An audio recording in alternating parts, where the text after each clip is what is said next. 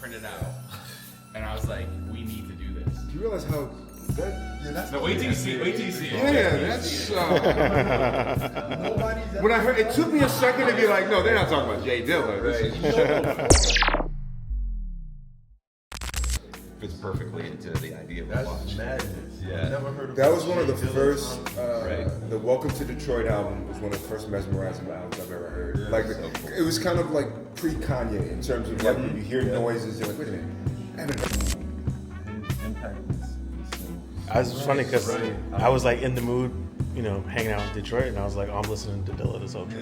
yeah, that's great. But still kind of not well known enough in some ways, and you know, people don't understand the impact. So Do it again. Do it again. Go watch it. Too fast.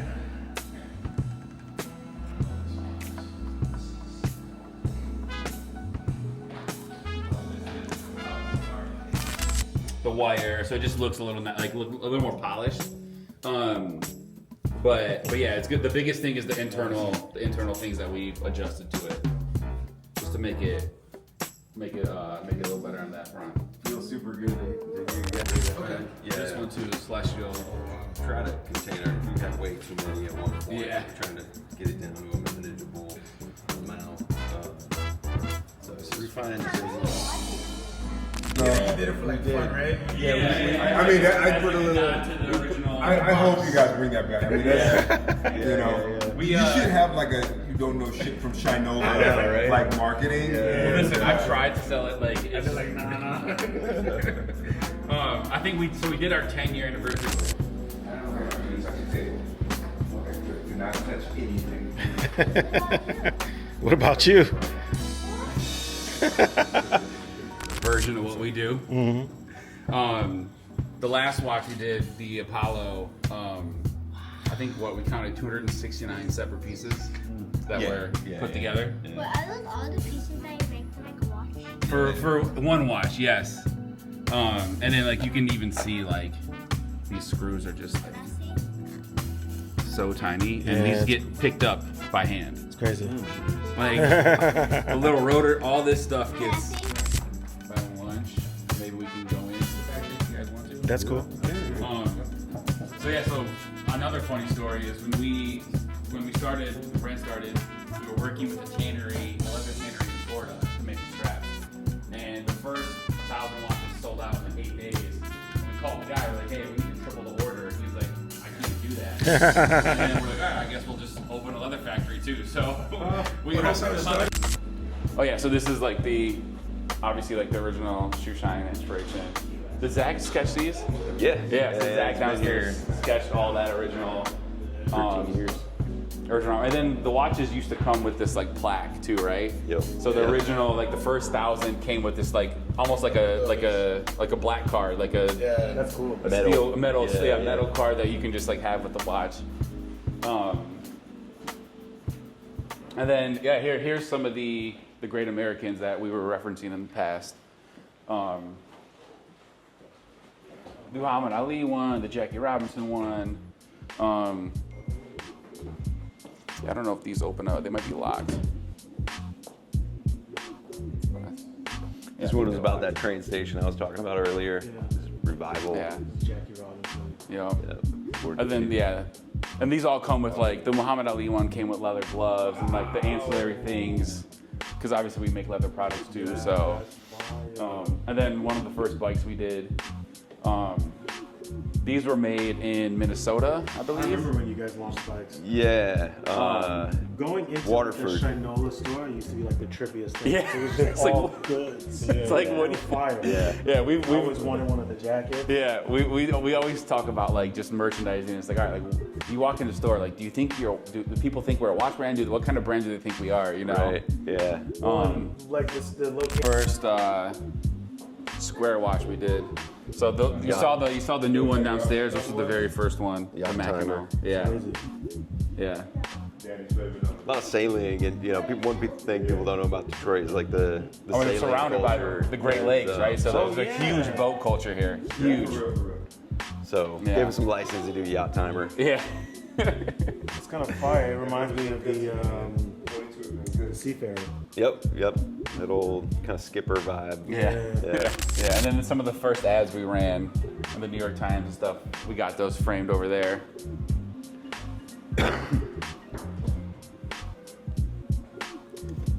Yeah. And then there's a funny story about the turntable. So after we released them, they sold out like so quick. Yeah. And we had them in the hotel, and the wait list is like 2-3 years long for the turntable. So a lady booked a room at the hotel and literally told the front desk, like, I'm taking the turntable out of the room, charge me whatever you want. Didn't even stay in the room, like literally walked in, took the turntable, left. Charge me and it's like, I just need this turntable. That's hilarious. Like, because you couldn't get them when we first released them, they sold out so quick. She literally booked a room and like just took it from the room and said, charge me whatever. Like, You know, I wish I just learned in the hotel. We would have stayed at Shinola Hotel if it's- we would have known. Next time. it's Yeah. so beautiful. Staying at So it's in Detroit. Yeah. So we're the second one's gonna open up in 2027 in Indianapolis, and then potentially the goal is, I think, in the next 5 to 7 years to have like 5 more hotels. Yeah, and the yellow lines Why? Albert, you hear me? because there's machinery in here. That was it. And then everything is hand cut. So like all the leather from both sides of the strap are hand cut. So for us, there's machines that do it, but we just find that hand cutting just works better. The natural leathers that we use, Yeah. there's defects, there's bug bites on it. It Yeah. doesn't feel like plastics. You got to find those nice parts. of it. Yeah, and so everything gets hand cut here with these machines, and then there's a machine in the corner that applies like a adhesive, and then that only activates with heat. So everything gets prepped. So like the hides will end up becoming, you see those like stacks of leather and filler. So that all happens there, and then they get organized, and then they get sent out to the line out here. And then this kind of runs more like an assembly line, where we have 2 sides, the buckle side and the strap side. And then those tables kind of heat it, and then all the assembly starts to happen. And then we paint, and then we stitch, and then we paint again, and then we clean up the stitching, and then there's one final QC here, and then either they go back into the factory to be put on watches, or we ship them out to stores, because like we sell straps individually as well. Gotcha. And then Matt over here is our artisan, a leather artisan. So our bags have a warranty. So whenever a bag rips or whatever, you send it in, and Matt hand repairs every bag. So yeah, what's up, Matt? Yeah. And when you buy the leather that we buy, like that character is only going to get better over time. So yeah, so this all happens here with the leather, and then we were at one point making the turntables here. Really? Yeah, we were making them here. Yeah, Larry had repair as well. Yeah. Still. Yeah, we still repair them here Yeah, too. yeah. And then we were also making the bikes here too for a second. And then just like supply chain and everything kind of just like, Where are the bikes made now? we don't sell anymore. So we have like, I think we have wound like, that down, yeah. there might be like 4 or 5 left. Right.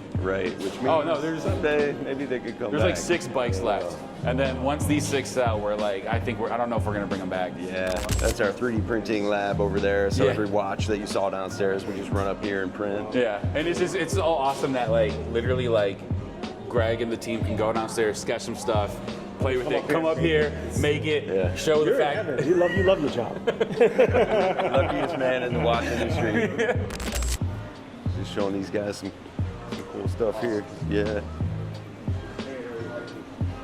So, this machine is used for engraving. So we have a partnership with Josh Hart and Jalen Brunson from the Knicks with the Roommates podcast. So part of it is like hey, like we want to like put your guys' product on the set. So we're like, all right, cool, we can easily do that. But like, how do we make it special? So we were testing around. We ended up doing it on the back of the wall clock. So this is like, I think the last episode they did with Tom Brady, this was like on the set. Yeah, it's our. First part of the ensemble will be spots here. We've got a variety of sizes. They all run a little bit large. feet, and then a hairnet as well. Yeah.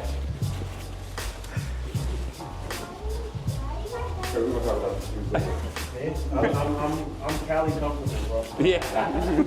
Components, these strap components. We're gonna tour the strap factory. We went outside of it a little bit. We did a quick little walk by. I These explained all the. straps made Yeah. down the So, hallway. can I grab one? Yeah, sure. So yeah. So basically, everything that we saw there, this is what the final product is. All hand stitched. Yeah. So. I like the thickness too. Yeah, yeah, and of course, you know, we make them for all our watches, and let me put this back in here. Okay, but yeah, so when they come off the line, they either come here and then get prepped, or we access it from the store. So, yeah, In addition to the case dial components and those straps, we also have all our Swiss movement components for any of our quartz movements. Bo and Marquise here are busily picking each individual spring, screw, gear required to assemble the next batch of movements we'll be building on Monday. Our lead time for production is about 5 days, so if you get a signal from the store that a certain style is selling well and maybe it's a little bit before Mother's Day and the style's doing good, we'll be able to turn that around and refill the store within a week. And what it used to be. 58 days. 58 days. so They've been crushing it over Down the to a past few week, years yeah. of just like Yeah. optimizing. a week, yeah, yeah. Is that a combination of manpower or machinery? Efficiency. I mean, we'll take the look in that room there, but we used to run a very linear assembly line style where each person would just put like one part in and then pass to the next person, one part in, pass to the next person. And our watches, covering those quartz, all the quartz components plus the watch case components could be 60 to over 200 components. So if you're just putting in one, there's 190 more to go. It takes a long time. Yeah. A lot of passing, a lot of waiting. We're really just focused on, as soon as we start this, how do we get it to the guests as quickly Yep. as possible? So working much more as like a cohesive team, just trying to drive it all the way through the process. So this floor is divided into 4 general areas. They don't really look like assembly lines, but they're operating like assembly lines. Each of these clusters of desks, these cells, are building a different style of watch from a movement complication standpoint. Okay. This group here, for instance, is making our flagship. Our 1069 Runwells all come through these 3 individuals here. And when you say you've been to Switzerland there, a lot of times those Swiss factories you go to them, the movements are entirely separate, sometimes totally separate buildings, separate supply chains from the watch. But we don't sell movements, we sell watches. So as soon as we put our first screw, our first spring into that movement, we don't stop on that piece until it's a finished watch. And that helps, of course, from a lead time angle, Yep. but also from a quality angle. 100%. The best way you know whether you built a good engine, just drop that in the car and see how it goes. Right? I can't even see it. Where is it? Oh, there it is. This is a 9-tooth gear that drives the second hand. that in and not know. So Isaiah here, without magnification, placing with hand tools, these gears 60 times a day. Yeah. Wow. Yeah, it's honest. I come in here a lot, and every single time I'm blown away. Every single time, I have a new appreciation for it. Wow. Every single time. And this is where we feel the movement.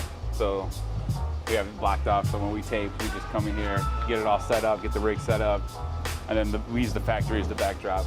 But it's like funny, right? Like having Royce come in and we're like, yo, you got to put the hairnet on. And he was like, no, I know. I was like, no, you really do. Like, you know, just like Alice Cooper coming in and like having to put the smocks on. This guy's like 70-year-old rock legend, right? Just like getting them all to do it. So it's like part of the content. Fun of it, right? 100%, right? Like this is how we do it. So this is how you got to do it. We touch on the proprietary thing you guys. This equipment you're seeing here, this is developed in Shinola for quartz testing. When we were initially set up to build quartz movements from our partner Rhonda, we provided testing equipment, connected it to the watch. It takes 2 seconds, and then measured how much power it took to tick for those 2 seconds, and then based on that, estimated how the movement would run for the next 7 years. But 2 seconds is a very small Sample size. And it might work for some of our partners, but we have a lifetime warranty. I can't be 90% sure how it's going to run for the next 7 years. I have to be totally sure. So these machines, they're not testing 2 seconds, it's over 8 minutes. Every one of those blue lines you see on that screen is the engine ticking 1 time, and how much power it took to do it. And you can see on that rightmost screen, not every blue line is the same height. Right. If I were to go off of just 2 of those, I might get a radically different picture of how that movement's running. But when I take all 8 minutes together, you see, it's running pretty stably. It's a plateaued table there. We can do a good estimate of how this movement's going to run for the guest all day. This line needs to make 60 a day, we know, in order to satisfy customer demand. That means I need to make 1 every 7 minutes. Isaiah's got 45 more seconds before he needs to pass that one to the next person. But we're keeping it running all the time. And if there's a quality issue, if there's a staffing issue, if there's trouble, and we have trouble all the time, the screen's going to go red. We're going to immediately signal support to come in. We'll have maintenance come in, engineering come in, file on it. So that 7 minutes is also an example of like how quickly we get this quality turnaround. If there's a quality check, we do it on 100%. There's never a sample size here. If something matters, we check it on every piece. And it only takes 14 minutes from the first gear there, just finally testing how this watch is going to run for the guest. So we're able to get that immediate feedback. Within 14 minutes, we can tell anything. Over here, we have our mechanical and automatic assembly. So that movement is an entirely different technology, entirely different testing practice. We're getting these movements pre-assembled from our partner Solita. These are Swiss-made movements that we bring in-house and put in our watch cases. And that whole testing process was also like a learning and development curve for us at Shinola. Those automatic movements, they have a pendulum in them that as you move, winds and puts pressure on that main spring. How do you measure if the pendulum's tracking right was a lot of trouble for us. When we initially launched these automatics, we had a winding mechanism that moved very slowly. Like as if the guest is just doing Tai Chi all day. That wasn't an accurate representation. Yeah, that's not how real people move. So how do we really dial in our equipment to, again, get that warranty, that guest experience, more than just matching an industry standard? In addition to that, there's always just the one final true test, which is setting them all synchronized and then making sure they keep time. Yeah. So this is a tray of watches. It's passed all of our tests. They should be beautiful and running very well, but we'll synchronize this whole tray into the same time. We'll hold them overnight before shipping them to the base. Now, if one is off, what occurs then? I mean, it's a good question. It sounds like you dealt with that. I mean, this is our last row of defense, so it doesn't happen often. too much. But every one of these groups of desks aren't just an assembly line. They're built around an expert. So, I mean, you can see a little powwow happening here right now, but anytime there's something that comes off the rails in that line, we have a pro. A technician on that line who knows the total ins and outs of these movements. So if there's a failure that's stuck through a line, it's going to go to them. Hey, what happened? And then once we've identified the root cause, what wheel, what lack of oil, what spring caused this failure, then it gets handed off to engineering and maintenance. And that's where we'll develop an piece of testing equipment or modify our testing equipment. How do we capture that next time? It's a long process. It's improvement for sure. Every single one of our watches is water resistant. Those are all tested with an air pressure chamber. But you're right, our ISO dive watches go through this water tank. So it's the real deal. We put our watches in this pressure chamber. It'll ramp up the pressure to 30 atmospheres for 3 hours of continuous pressure on that watch. After we've crushed it for those 3 hours in this fancy Swiss machine, it's then going to go on this Amazon hot plate and we'll cook it. And if there was even the tiniest bit of water that breached through those gaskets in the 3 hours in this dunk tank, it'll show up as vapor on the lens once we cook it on the hot plate. So that's how we're totally sure that our dive watches don't get even the tiniest amount of water. It's such a archaic way to test. It's an analog way. It's a very analog way.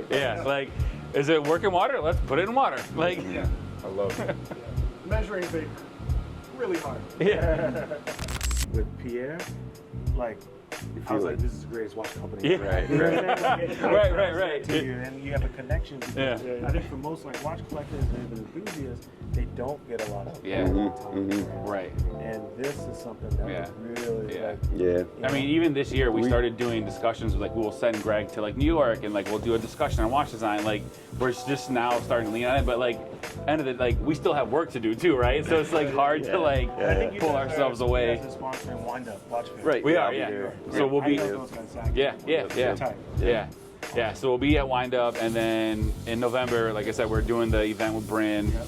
So we're trying to like That's put very smart. the brand out there more. Do something in DC. Yeah. We have a huge group in DC. Okay, Yeah. we And, one of all our different one of our brands. best stores is in DC. It's It's beautiful. a beautiful store. Yeah. Yeah. Yeah.